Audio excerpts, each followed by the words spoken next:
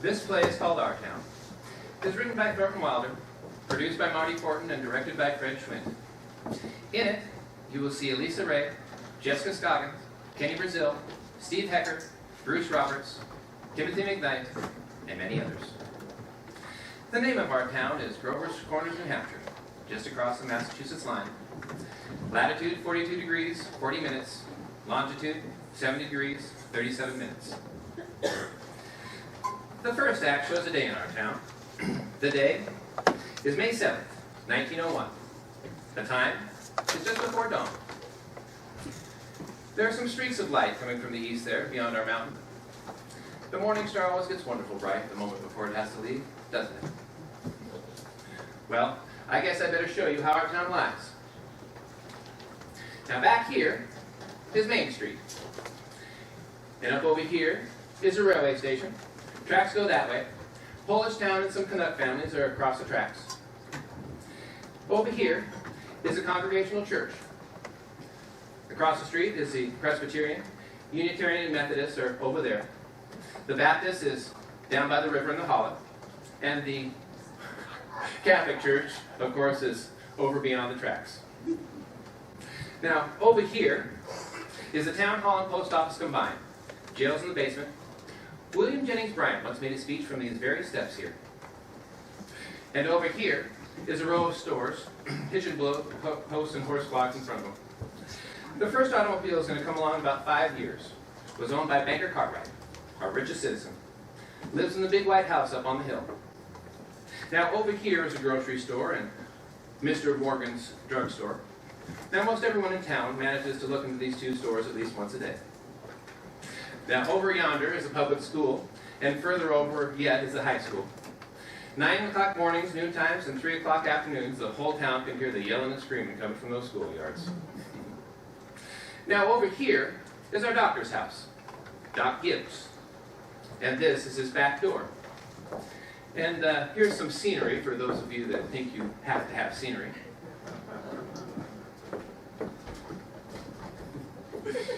And this is Mrs. Gibbs' garden. Corn, beans, heliotrope, hollyhocks, and a lot of burdock. In those days, our town paper came out twice a week, the Grover's Corners Sentinel. And this is Editor Webb's house. And this is Mrs. Webb's garden. It's the same as Mrs. Gibbs, only it's got a lot of sunflowers too. And right here is a big butternut tree. Nice town. You know what I mean? No one very remarkable ever came out of it, as far as we know. The oldest tombstones up on the mountain say 1670, 1680. They're Grovers and Cartwrights and Gibbses and Herseys. Same names as are around here now. Well, just as I said, it's just about dawn. There are a few lights on in town. Over by the tracks there, where a Polish mother's just had twins. And over at the Joe Crowell house, where Joe Crowell Jr.'s getting up just to deliver the papers. And over at the train depot, where Shorty Hawkins is getting ready to flag the 5:45 for Boston. Out in the country, naturally, all around, the lights have been on for quite some time, what with Milkins and so on. But town folks sleep late. And so, another day's begun. And here comes Doc Gibbs, coming down Main Street, coming back from that baby case. And here comes his wife, come downstairs to make breakfast. Doc Gibbs died in 1930. The new hospital is named after him. Mrs. Gibbs died first, a long time ago, in fact. She'd gone to visit her daughter, Rebecca, who married an insurance man in Canton, Ohio, and she died there. Pneumonia. But they brought her body back here, and she's up there now in the cemetery with a whole mess of Gibbses and Herseys. She was Julia Hersey before she married Doc Gibbs over in the Congregational church there. In our town, we like to know the facts about everybody. And here comes Mrs. Webb, come downstairs to make her breakfast too. And there's Doc Gibbs. Got that call at 1:30 this morning. And here comes Joe Crowell, delivering Mr. Webb's sentinel. Morning, Doc Gibbs. Morning, Joe. Somebody been sick, Doc? No, some twins born in Polish town. Do you want your paper now? Yes, I'll take it. Say, Joe. Has anything serious been happening in the world since Wednesday? Yes, sir. My school teacher, Miss Foster's getting married to a fella over in Concord. I declare, how do you boys feel about that? Well, I think if a person starts out to be a school teacher, she ought to stay one. How'd you mean, Joe? I don't think about it all that much, but it's like you said. It always tells you when it's going to rain. And what's it telling you now? Is it going to rain today? No, sir. Sure. Yes, sir. Did it ever make a mistake? No, sir. Want to tell you something about that boy Joe Corral there? Joe was awful bright. Graduated from high school here. Head of his class. So he got a scholarship to Massachusetts Tech. Graduated head of his class there too. It was all written up in the Boston paper at the time. Was going to be a great engineer, Joe was. But the war broke out, and he died in France. All that education for nothing. Giddy up, Bessie. What's the matter with you this morning? And here comes Howie Newsom, delivering the milk. Morning, Doc. Morning, Howie. Somebody sick this morning? No, a pair of twins over to Mrs. Goroslavsky's. Twins, huh? This town's getting bigger every year. Tell me, Howie, is it going to rain? Oh, it's going to be a clear day. It's all going to clear off. Look, come on, Bessie, let's go. Oh, hello, Bessie. How old is she, Joe? Oh, she's going on Howie. she's going on 17, Doc. Yeah, she's been all mixed up about the route ever since the law cart stopped taking her quart of milk. She wants to deliver a quart there all the same. She's been chiding me all morning about it. Come on, let's go.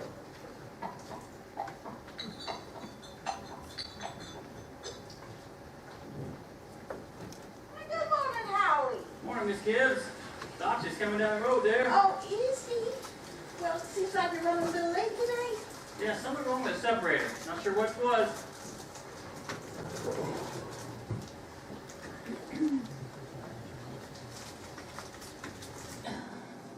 Hey, Doc. Children, Come on, children, it's Bessie. time for school.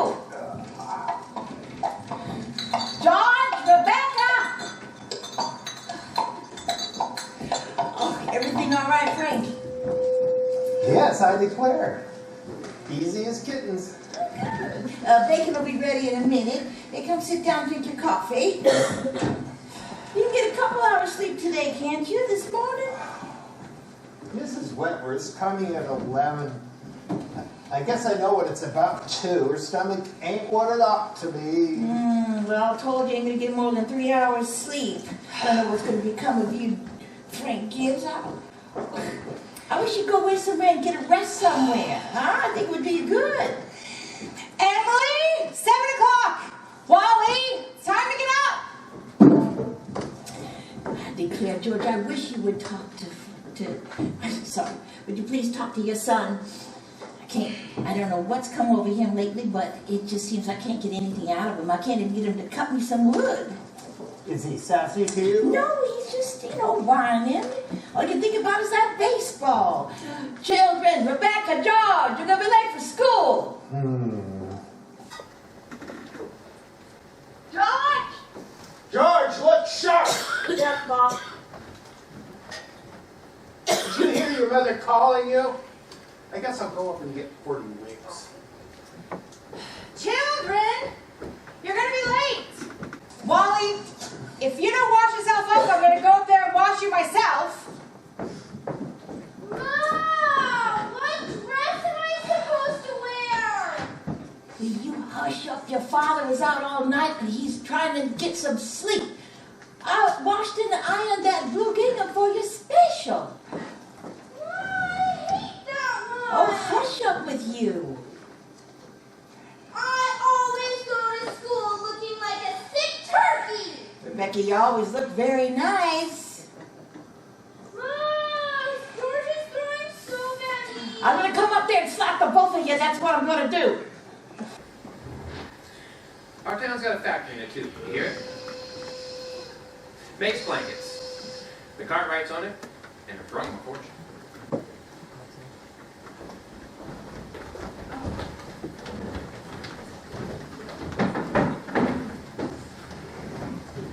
Now that's it. Breakfast is just as important as any other meal of the day, and I won't have you gobbling like wolves. essential growth, and that's a fact. Wally, put your book away. Aw, Ma, by 10 o'clock I got to know all about Canada. Well, you know the rules as well as I do. No books at the table. Besides, I'd rather have my children more healthy than bright. I'm both, Mama. You know I am. I'm the brightest girl in school for my age. And I have a wonderful memory. Eat your breakfast. I'm bright too, when I'm looking at my stamp collection.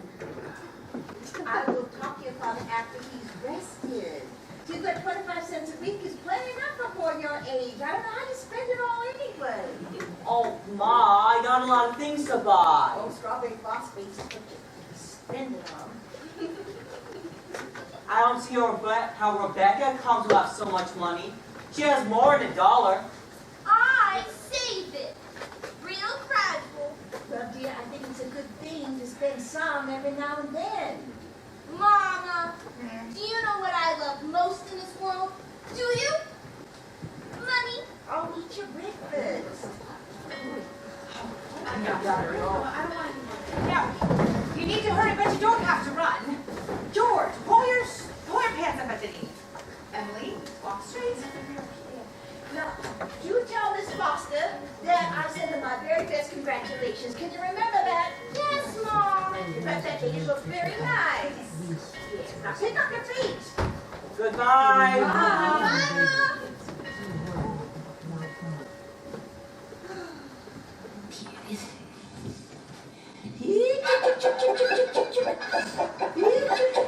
Go away, you go away. You always fighting. Fight, that's all you do. You don't belong to me. Where'd you come from? Oh, now don't look so scared. Nobody's gonna hurt you. Oh, Myrtle Webb. How's it cold? Oh, my throat's still a bit scratchy. I told Charles as I shouldn't go to choir practice. It wouldn't be any use. Have you tried singing over your voice? Yes, but I can't quite stay on key. While I'm rested, I thought I'd string some of these beans. Oh, here, let me help you. Beans have been good this year. Oh. I told myself I'm going to put up 40 quarts if it kills me. The children say they hate them, but they sure put them down all winter. Myrtle, I gotta tell you something. If I don't tell somebody, I'm gonna burst. My Julia Gibbs. Give me some other beans. Did that second-hand furniture salesman out of Boston come talk to you last week? No. Well, he come talk to me. At first I thought he was a patient that wanted to see Dr. Gibbs. And he worms his way into my parlor and, well, he offers me $350 for Grandmother Wentworth's highboy, so I'm sitting here. Why, Julia Gibbs? He did that old thing. It's so big I don't know what to do with it. I almost gave it away to Cousin Hester Wilcox. Well, you're gonna take it, aren't you? Well, I don't know. You don't know? $350? What's come over you, Julia? Well, if I could get the doctor to take that money and go away on a trip somewhere, I'd sell it like that. Oh, dear, I tell you, I just always wanted to see Paris, France. I know it's crazy, I suppose, but for years I've been hoping and planning that if we ever had the chance, you know. Well, what does the doctor think about that? Well, you know, I kind of beat around the bush. I said, well, if I ever got a legacy, that's the way I put it, I'd make him take me somewhere. And what did the doctor say? Well, you know the doctor. I haven't heard a serious word out of him since I've known him. Oh, no, he says. It might make me discontented with Grover's Corners to go traipsing all over Europe. Yeah. Every 2 years he goes off and sees the battlefields of the Civil War. That's plenty enough treat for anybody. Well, Mr. Webb just admires the way Dr. Gibbs knows everything about the Civil War. He has half a mind to give up Napoleon and move over to the Civil War. Only Dr. Gibbs, being the most expert in the county, makes him despair. It is a fact. Nothing makes Dr. Gibbs more happier than when he's in Antietam or Gettysburg. I tell you, Merle, the times that I have been walking over those hills, stopping at every bush and pacing it all out like we was going to buy the place. Well, I'll tell you, Julia, if that second-hand man is really serious about buying it, you sell it. And then you'll get to see Paris, France. Well, just keep dropping hints from time to time. That's how I got to see the Atlantic Ocean, you know. Well, I'm sorry you even mentioned it. It's just that Once in your life before you die, you ought to see a country that don't talk in English and don't even want to.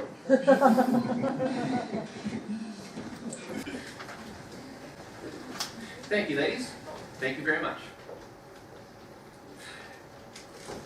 Now we're going to skip ahead a few hours here. But first we'd like a little more information on our town. Kind of a scientific account, you might say.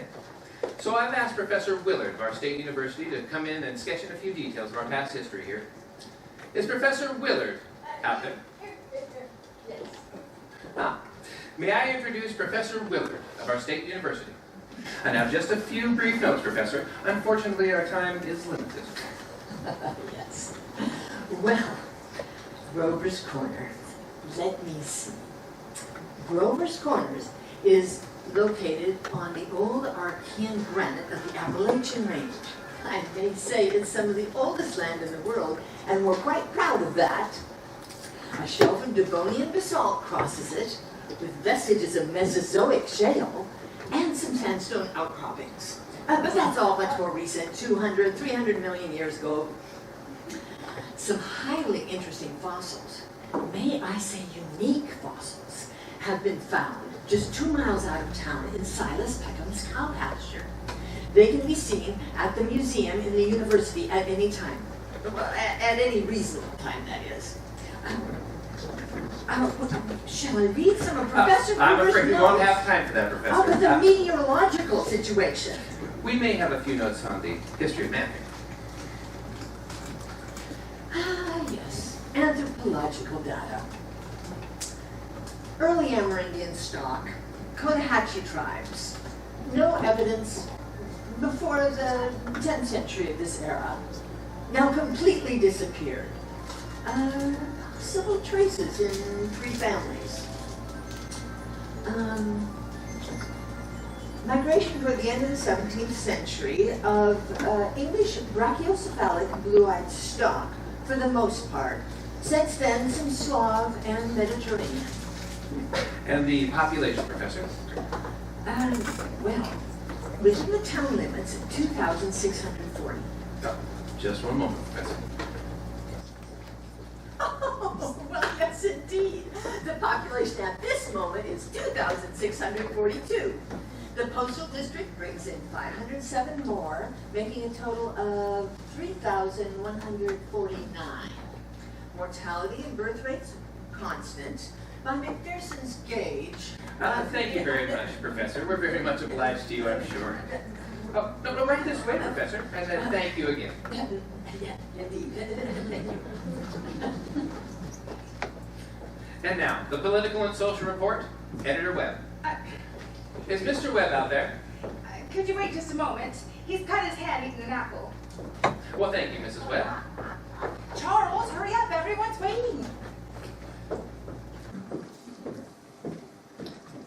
Well, I don't have to tell you that we are run by a board of selectmen. All men vote at the age of 21. Women vote indirectly. Politically, we're 86% Republican, 6% Democrat, 4% Socialist, and the rest are indifferent. Religiously, we're 85% Protestant and 12% Catholic, and the rest are indifferent. And have you any comments, Editor Webb? Well, it's an ordinary enough town, if you ask me. Maybe a little bit better behaved than most, perhaps a bit dull. But our young people seem to like it here just fine. 90% of them that graduate from high school decide to live right here, even if they've gone off to college. And is there anyone in the audience that would like to ask Editor Webb any questions about the town? Yes. Is there much drinking in Grover's Corners? Well, I guess it would depend on what you mean by much, ma'am. Saturday nights, the farm hands meet down in the Elroy Greenball stable. They do a little hooping and hollering. We have a town drunk or two. But they're remorse when an evangelist comes through. So, no, ma'am, liquor's not much of a thing in the households, except in the medicine cabinets. It's good for snake bites. Always has been. Isn't there anyone in town concerned about the problems Excuse me, could you come down, please, where we can hear you? Now, what were you saying? Isn't there anyone in town concerned with social injustice or industrial inequality? Oh, yes, very much so. Seems like folks are always trying to figure out who's rich and who's poor. Well, then why doesn't anybody do anything about it? Well, I don't know. I guess we're searching like everybody else for a way the diligent and sensible can rise to the top and the lazy and the quarrelsome can sink to the bottom, but it's not that easy to find. We take care of those that can't take care of themselves, and the rest we just pretty much leave alone. Any more questions? Mr. Webb, oh, Mr. Webb, what about culture? Is there any love of beauty in this town? Not like you might mean, ma'am. Although we do have a couple of young high school girls that play piano at the commencement every year. They don't really like it that much, though. So I guess no. We don't have much culture, but might be a place to tell you about the simple pleasures that we have of the kind here. We love to watch the sun come up over the mountains every morning. We notice a great deal about the birds and pay particular attention to them. We celebrate the changing of the seasons, but not much culture.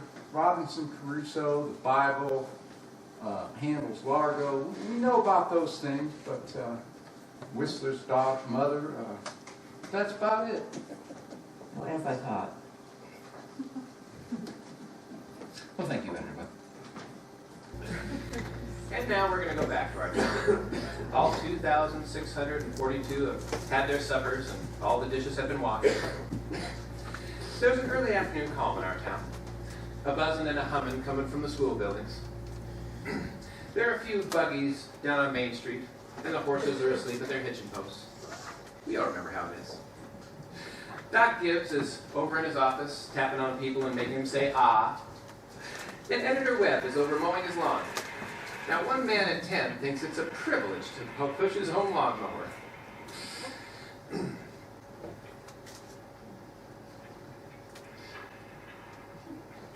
No, sir. It's later than I thought. Here comes the children, coming home from school already. Oh, I can't, Louise. I've got to go home and help my mother. I promise. Goodbye. Emily, walk sensible. Who do you think you are today?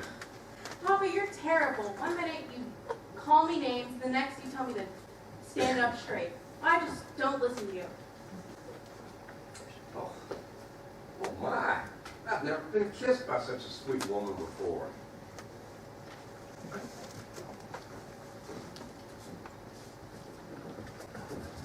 Oh, excuse me, Mrs. Forrest. Go out and play the fields, young man. You got no business playing baseball on Main Street. Awfully sorry, Mrs. Forrest. Hello, Emily. Hello. You made a fine speech in class. Well, I was really prepared to make a speech about the Monroe Doctrine, but last minute Miss Corcoran made me change it to the Louisiana Purchase. I worked an awful long time on both of them, though. Gee, it's funny, Emily. From my window up there, I can just see your head at nights when you're doing your homework over in your room. Why can't you? You certainly do stick to it. I don't see how you can sit still for so long, though. I guess you just like school. Well, I just think it's something a person has to go through. Yeah? I don't mind it, though. It passes the time. Yeah. Say, Emily, what do you think? We can make some sort of telegram from your window to mine, and then you can give me one of those hints about those algebra problems. Not the answers, Emily. Just the hints. Well, I'm sure hints are allowed. So, if you ever get stuck on one of those problem storage, just whistle on over to me and I'll give you some of those hints. You're just naturally bright, I guess. I just think it's a way a person's bored. Yeah, well, I want to be a farmer on my Uncle Luke's farm, and he said that I can start working for him any time now, and if I'm any good at it, I can just gradually have it. You mean the house and everything? Yeah. Well, thanks, Emily. I got getting out to the baseball field. Thanks for the talk. Good afternoon, Mrs. Webb. Oh, good afternoon, George. So long, Emily. So long, George.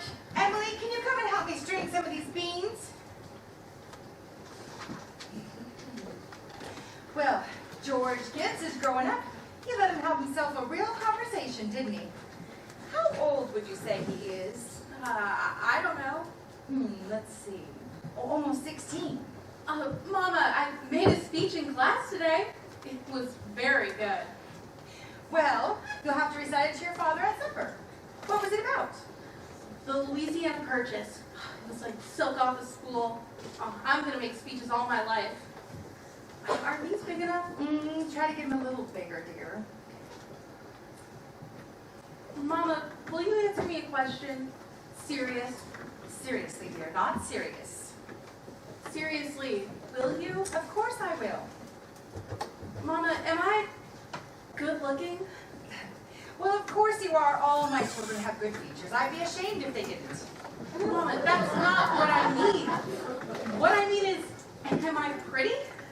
Emily, I've already told you. This is nonsense. You have a nice, young, pretty face. I've never heard such foolishness. You never tell us the truth about anything. I am telling you the truth. Well, were you pretty? Of course I was. If I do say so myself, I was the prettiest girl in town, next to Mamie Cartwright. Well, Mama, now you've got to say something about me. Am I pretty enough to get anybody interested in me? Emily, you make me tired. Now stop it. You are pretty enough for all normal purposes. Now, come along and grab that basket, please. Mama, you're no help at all. Thank you. Thank you, that'll do. Thank you, Mrs. Webb. Thank you, Emily. Now, we want to learn a few more things about our town. Now, I think this is a good time to tell you that the Cartwright interests are building a new bank in Growers Corners. I had to go to Vermont for the marble, sorry to say. And they've asked a friend of mine what they should put in the cornerstone for people to dig up 1,000 years from now. Naturally, we put in a copy of the New York Times and of Mr. Webb's Sentinel. We're awful interested in this because some scientific fellas have found a way of painting all that reading material with a glue, a silica glue. That'll make it keep 1,000, 2,000 years. So, naturally, we put in a copy of the Bible and of the Constitution and of Mr. William Shakespeare's plays. What do you say, folks? What do you think? You know, Babylon once had 2 million people in it, and all we know about them is the names of the kings and some copies of some wheat contracts, and some contracts for the sales of slaves. Yet every night, all those families sat down to supper, and the father came home from his work, and the smoke went up the chimney, same as here. And even in Greece and Rome, all we know about the real lives of the people is what we can gather from the joking poems and comedies that were written for the theater back then. So, I'm having a copy of this play put into the cornerstone, and people 1,000 years from now will know a few simple facts about us, more than the Treaty of Versailles or the Lindbergh flight. Do you see what I mean? So, people 1,000 years from now, this is the way we were in the provinces north of New York at the beginning of the 20th century. This is the way we were in our growing up, and in our marrying, and in our living, and in our dying.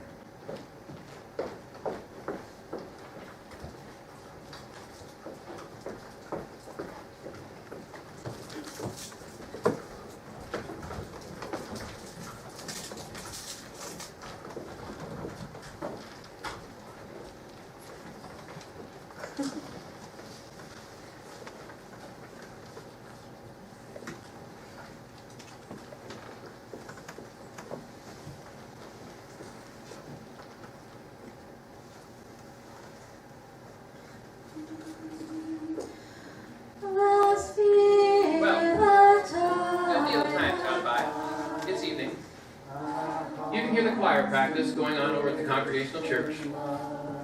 The children are at home doing their schoolwork, and the day is running down like a tired clock.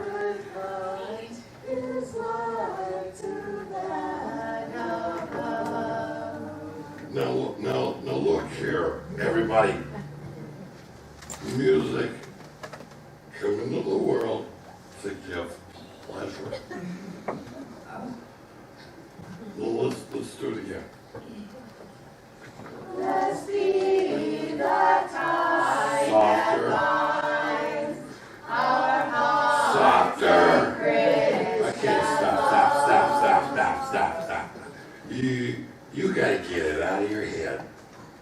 that music is only good when it's loud.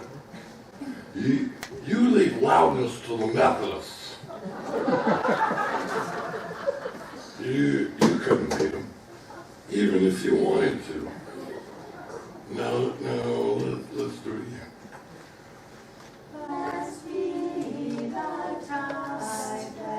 Emily. Hello. Hello. My moonlight just terrible tonight. Did you get the answer to the third problem? Which? The third. Why, yes, George. That's the easiest of them all. Well, I don't see it. Can you give me a hint? Well, I'll tell you one thing. It's in yards. In yards? How do you mean? In square yards. Oh, in square yards. Yes, George. Don't you see it? Yeah. In square yards of wallpaper. Wallpaper. Oh, I see. Thanks a lot, Emily. Yeah, no problem. My eyes in the moonlight just terrible tonight. And with choir practice going on, why, I'm sure if you held your breath, you could hear the train all the way to Concert. You hear it? Mm-hmm.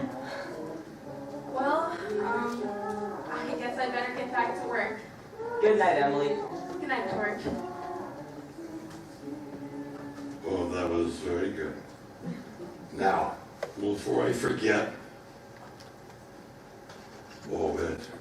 how many of you can be here next Tuesday and sing for Fred Hersey's wedding? Well, let's see a show of hands. Okay, well, that's good, fine. We're gonna sing the same songs that we sang at Jane Trillbridge's last month. Okay, thank you. Now, let's turn to Art Thou Weary? Art Thou Languid? It's a question, ladies and gentlemen. Let's make it talk.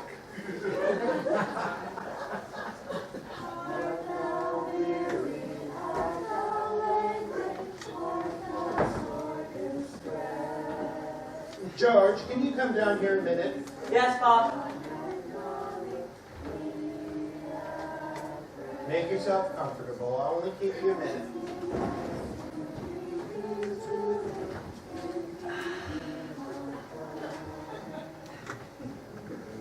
George, how old are you? I'm 16. Almost 17.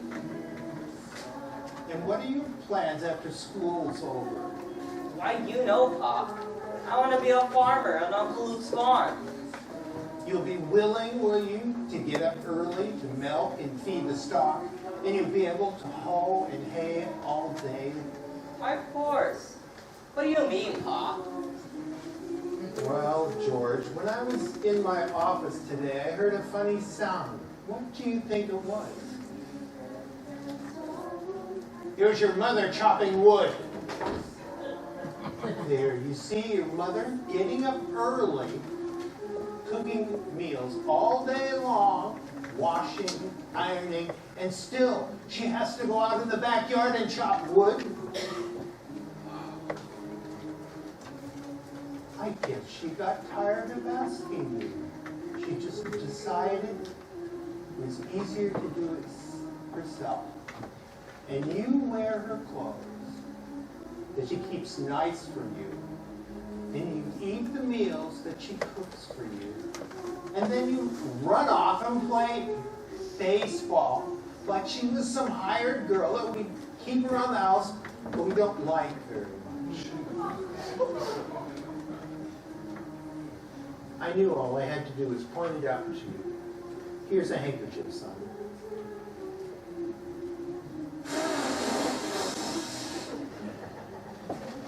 I decided to raise your spending money 25 cents a week. Not for chopping wood for your mother, because that's a present you give her, but because you're getting older. And I think you are finding many things that you can do with that. payday is tomorrow. You can count on it. Probably Rebecca will feel that she ought to have some too. What could have happened to your mother? Choir practice has never been this late before. It's only 8:30, Pop. I don't know why she's in that choir anyway. She hasn't any more voice than an old crow. Traipsing around the town this time of night. About time you retired, don't you think? Yes, Pop. Good night, everybody. Good night, Martha. Good night, Mrs. Foster.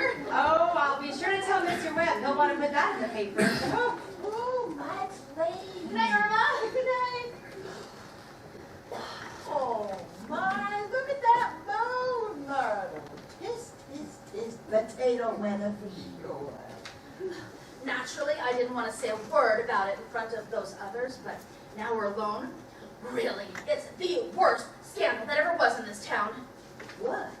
Simon Stimpson. Oh, now, Luella. Oh, but Julia, to have the organist of a church drink and drunk year after year, you know he was drunk tonight. Now, Luella, we all know about Simon Stimpson, and we all know about the problems he has, and Reverend Ferguson knows too. And if Reverend Ferguson decides to keep him on his job there, well, the only thing we can do is just not notice it. Not notice it? But it's getting worse. No, Luella, it is not. It is getting better. I've been in this choir twice as long as you have, and it doesn't happen near as often. Oh, I hate to go to bed on a night like this. Well, I better get going, or the kids will be up till all hours. Good night, Luella. Good night, Julia. Did you get home safely, Luella? Oh, it's bright as day out. I can see Mr. Soames scowling at the window now. Oh, you think we've been to a dance the way the men folk carry on? Oh, my, we had a good time. You're late enough. Oh, Frank, it ain't any later than usual. And stopping at the corner to gossip of a lot of hens? Oh, don't be so grouchy. You come on outside and smell the heliotrope in the moonlight. Oh, isn't that wonderful? What'd you do all that time I was gone? Oh, I read as usual. What were you gossiping about with the girls? Oh, my, there's something to gossip about. Let me tell you, Frank Gibbs.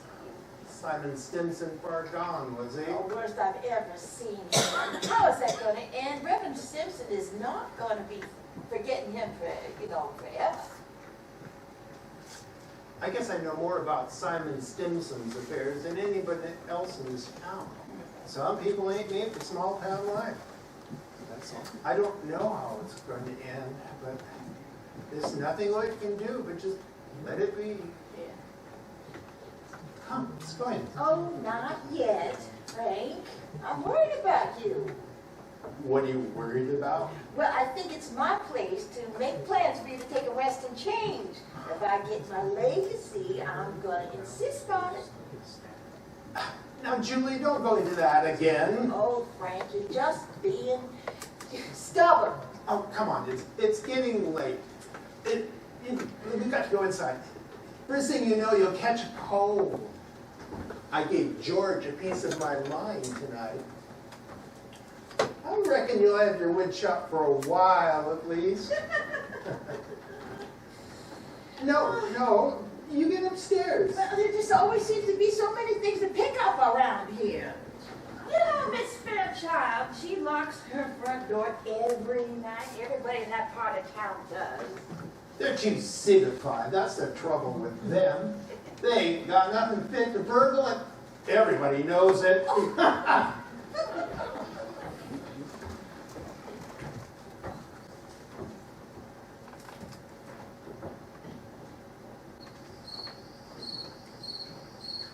Get out of my window, Rebecca. You're always spoiling everything. Just let me look.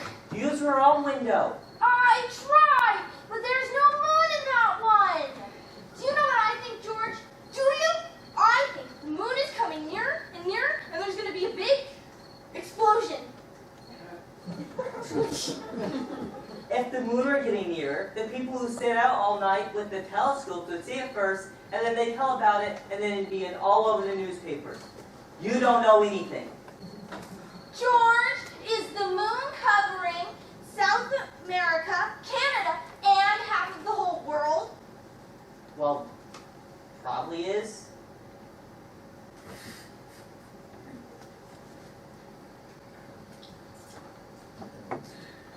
9:30.